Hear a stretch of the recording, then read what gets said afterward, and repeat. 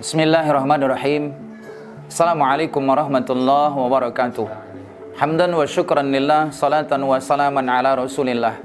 Bersyukur kita kepada Allah subhanahu wa ta'ala di atas seluruh rangkaian anugerah yang Allah berikan kepada kita dalam hidup ini.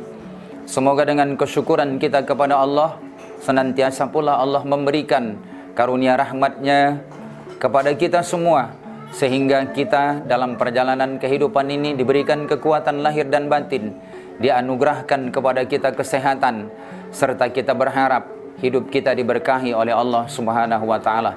Salawat dan salam kita sampaikan kepada Nabiyana wa Habibana Rasulullah Muhammad sallallahu alaihi wasallam.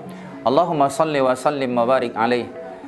Kiranya kita mampu menjadi umat yang istiqomah dalam melaksanakan rangkaian sunnah-sunnah Nabi Allah dan berselawat kepada Rasulullah sallallahu alaihi wasallam. Insyaallah hidup kita dirahmati Allah dan kelak memperoleh syafaat Rasulullah fi yaumil akhir. Hadirin pemirsa yang dimuliakan Allah, pelaksanaan ibadah haji adalah pelaksanaan yang dilakukan oleh tanggung jawab oleh negara kita Republik Indonesia ini. Artinya negara kita Republik Indonesia ini, pelaksanaan ibadah haji itu menjadi komponen utama di dalam pelaksanaannya. Setidaknya melibatkan lebih dari 5 kementerian yang ikut di dalam stakeholder pelaksanaan penyelenggaraan ibadah haji yang dilaksanakan setiap tahun. Di antaranya adalah Kementerian Agama, kemudian yang kedua ada Kementerian Perhubungan, kemudian ada Kementerian Luar Negeri, yang ketiga ada Kementerian HAM, Kementerian Hukum dan HAM, dan satu lagi ada Kementerian Perdagangan. Nah, saudaraku hadirin pemirsa yang dimuliakan oleh Allah subhanahu wa ta'ala, artinya apa? Bahwa persiapan yang dilakukan oleh Republik ini untuk penyelenggaraan ibadah haji berharap kesuksesan. Nah, tidak hanya demikian, tapi ada petugas yang menyertai kloter, yaitu petugas yang bersama dengan jamaah di dalam rangkaian penyelenggaraan ibadah haji. Dan yang bersama jamaah itu juga ada yang namanya karom.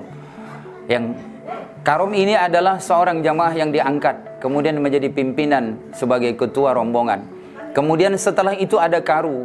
Karu ini adalah jamaah yang diangkat, dipercayakan menjadi ketua regu.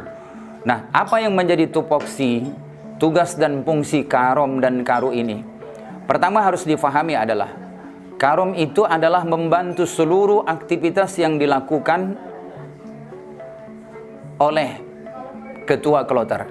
Artinya inilah manajer dari pelaksanaan ibadah haji dalam satu kloter.